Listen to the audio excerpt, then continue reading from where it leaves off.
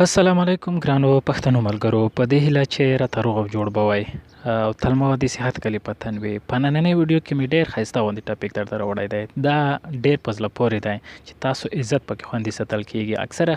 اکثره ملګري داسې خلک کسان چې په یوټیوب کې، په ګوګل کې یا فیسبوک کې داسې شیان ګوري، خراب شیان ګوري چې دوی عزت په هغه کې د دوی عزت له منځه ځي، چې د اسلام له نظره هم ګناه وي هم یې په ټولنه کې د دوی عزت له منځه ځي. دا چې د دوی عزت خوندي وساتل شي او عزت یې له منځه لاړ نه شي، دا ویډیو تر پایه وګورئ، تر اخره وګورئ. او که چېرې ویډیو مو خوښه شي لایک یې کړئ او شیر یې کړئ، او که نورې پوښتنې لرئ کومنټ وکړئ او زموږ چینل سبسکرایب کړئ. دا سبسکرایب بټن ووهئ د ویډیو لاندې، د په څنګ کې بیل بټن باندې کلیک وکړئ، بیا د سار ته په ال باندې کلیک وکړئ تر څو هره ویډیو تاسو ته په خپل وخت درشي. ګران کتونکو راځئ چې ویډیو پیل کړو. اکثره ملګري فیسبوک کې داسې شیان ګوري چې هغه د اسلام له نظره ګناه وي، هم په ټولنه کې د دوی عزت له منځه ځي. دا چې ستاسو خپل عزت وساتل شي دا به څنګه کومه طریقه وي. سرچ ته ګورم، زه سرچ ته راځم، د فیسبوک سرچ تاسو ګورئ، دا ګورئ دا سرچ څومره شیان چې ما سرچ کړي دي ټول ماته دلته راوړي، یعنې دا شیان ما سرچ کړي دي. نو که چیرې زما څخه موبایل څوک واخلي او زه دته تلیفون ورکړم نو دا یې وګوري او تاسو دلته څه ډول سرچ ما ورکړی، که خراب شیان وي که ښه شیان وي، نو څنګه چې دی سرچ ووایي ټول راوړي چې دا تا کتلي دي، دا ستا لیدلي دي.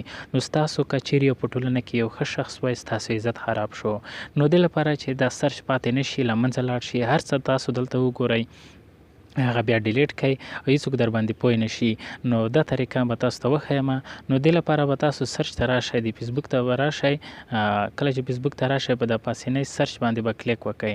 کله چې مو سرچ کلیک وکړه دلته د ایډیټ بټن راځي، ایډیټ بټن باندې به کلیک وکړئ، بیا به انتظار شئ.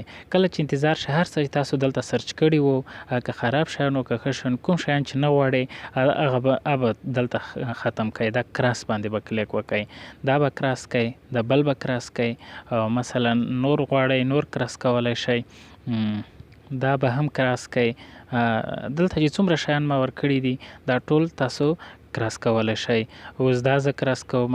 نو اوس راځم فیسبوک ته، ګورئ چې کوم شیان ما کراس کړه ټول مولانا په نوم هر څه ټول له منځه لاړو. که چیرې دلته خراب شیان ورکړو، خراب ویډیوګانې نومونه ورکړو چې دلته یې نوم اخیستل نه دي پکار، نو هغه یو داسې شیان وه چې هغه د اسلام له نظره ګناه وي، هم په ټولنه کې بد رول لري، نو د هغه نوم اخیستل دلته نه دی پکار.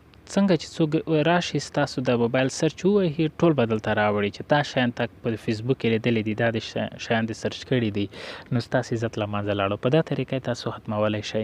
نو اول خو پکار نه ده چې داسې خراب شیان وکتل شي، بیا که څوک یې ګوري په دا طریقه تاسو دا سرچ ختمولی شئ. نو که ویډیو مو خوښه شوې لایک یې کړئ، د نورو پښتنو ملګرو سره هم شیر کړئ، که چیرې پوښتنه لرئ کومنټ وکړئ او زموږ چینل سبسکرایب کړئ. د په څنګ کې بیل بټن ووهئ. د ویډیو کتلو څخه یو نړۍ مننه کوو.